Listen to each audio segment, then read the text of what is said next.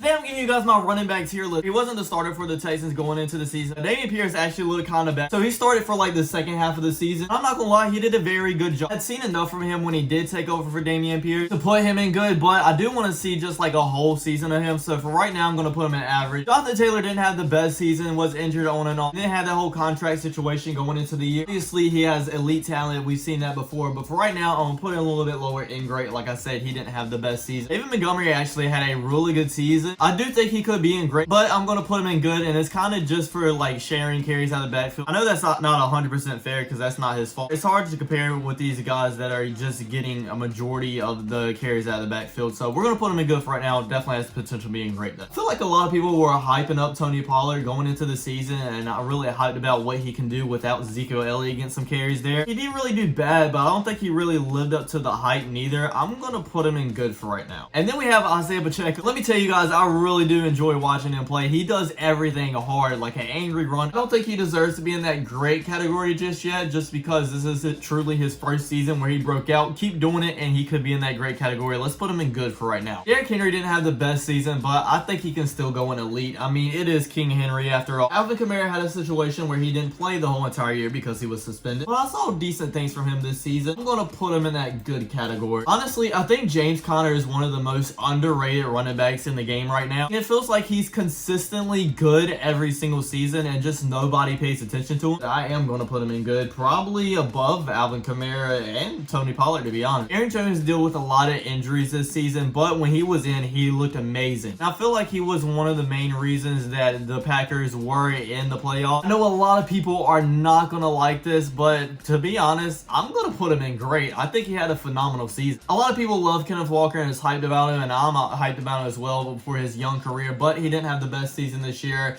I still think he's good though, so I'm gonna put him in good, right above Tony Pollard. Now, Breece Hall to start off the season didn't look the best, but he started ramping up in those like final 4 or 5 games. If he plays the whole entire season, I think he will look great. I know a lot of people aren't going to like this. I'm going to put him in great though. I think he is going to be one of the best running backs next year if he's all the way healthy. Raheem Mostert looked amazing. He was a big part of that really good offense. I'm going to put him in great, probably towards the end of it though. I think Brian Robinson Jr. is a difficult one because at times I think he like had really good games, but most of the time he was just bad, and I feel like he was being played by his other running back as well. I remember watching them play the Chicago Bears. He barely did get any carries, so honestly I'm just going to put him in bad. Javonte Williams had a season, not the greatest neither. I mean, he could go in average, but for the sake of this video, I'm gonna have to put him in bad because if I didn't, only Brian Robinson Jr. would be put in bad. So Joe Mixon, I feel like, is another very underrated player. He gets a lot of carries out of the backfield and is one of the major parts in that Bengals offense, dating back to even when they went on the Super Bowl run, but isn't being talked about enough. No, I don't think he should be in great, but I think he should at least be at like the top of good. Najee Harris is a difficult one because during the last part of the season, I feel like he really shined and showed that potential that we all knew he really had. But for most part of the season, he was losing carries to Warren and didn't look the best.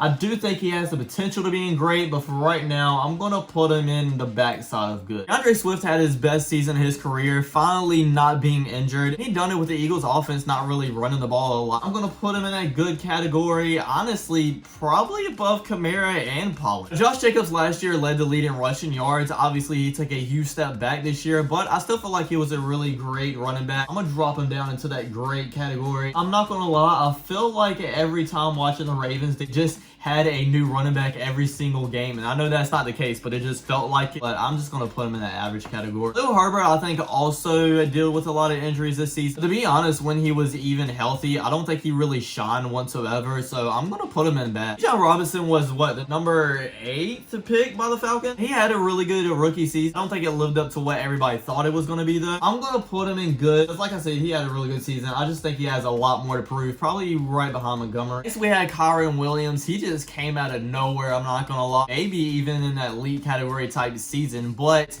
I'm gonna have to keep seeing it from him. I'm gonna put him at the top of good. He can definitely go in great though. I wouldn't be mad about that. Travis Etienne at the beginning of the season had a really great year, but it kind of fell off a little bit as the Jaguars kind of fell off as well. I think he could be a great running back, but for what he done this year, I'm gonna put him in the middle of good. I know Nick Chubb got hurt very early in the season. Before that brutal injury, when he was in the game, he looked amazing. Still like one of the top running backs, so we're gonna put him up there in that elite category. I'm so glad that the Bills finally realized that they can trust in James Cook and actually started giving him the ball, because at the later part of the season when they started doing that, it actually started to look good and actually started to win games. So I think he could be in that great category next year if they keep on handling the ball, but I'm gonna have to put him in the top of that good category for now. Honestly, I don't think it's any question. Christian McCaffrey should be in that elite category at that #1 spot. I mean, the dude just won Offensive Player of the Year. As a Carolina Panthers fan, I like what I saw from Chuba Hubbard this year. He took over the running back wing role after Miles Sanders just showed that he can't do anything. I'm not going to put him in good for right now, even though I do think he can be in good and be our running back of the future, but I'm going to put him in the top of that. Ramondre Stevenson had a great season last year, but this past year didn't really lived up to expectation. I think he was injured. I'm going to put him in good. Ty Chandler kind of had an off and on type season just because I don't think the Minnesota Vikings really